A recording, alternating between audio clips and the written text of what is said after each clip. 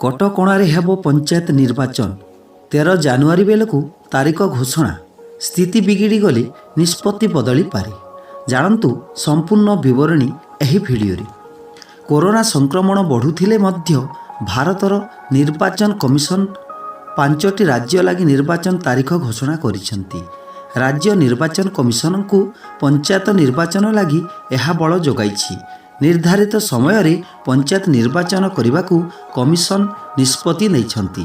13 तारीख बेलू तारीख घोषणा हो पारे।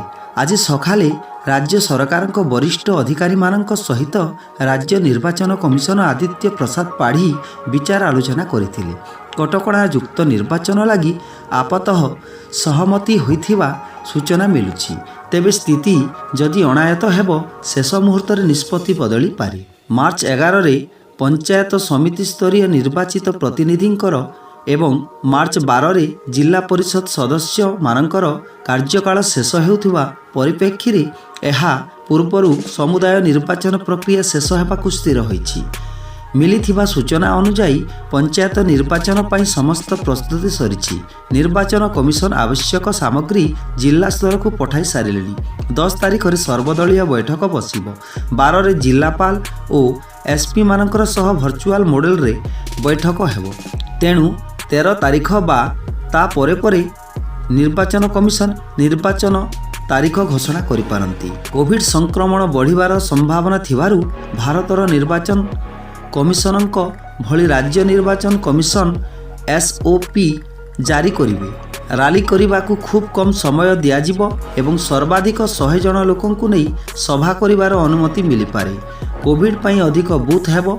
समस्त जिलापाल को आदर्श आचरण विधि नहीं गाइडलाइन पठा जाइथिबारु जो मुहूर्त निर्वाचन तारीख घोषणा हेब सही मुहूर्तरू यह लागू करा जिवो।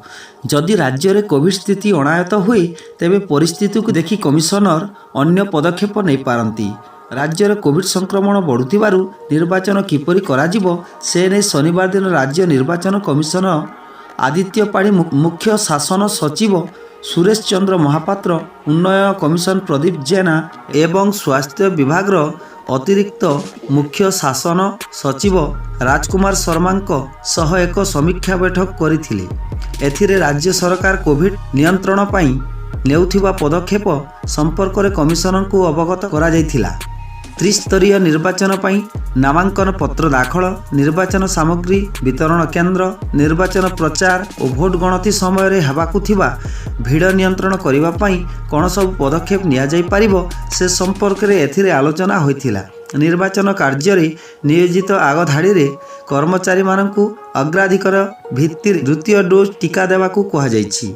बैठक रे राज्य निर्वाचन कमिशनर सचिव रविंद्रनाथ साहू, स्वतंत्र सचिव रघुराम, उपसचिव आजाद हिंद पाणिग्राही प्रमुख उपस्थित थिले। नमस्कार, आपण माने देखुथिले Manoj online solutions YouTube channel.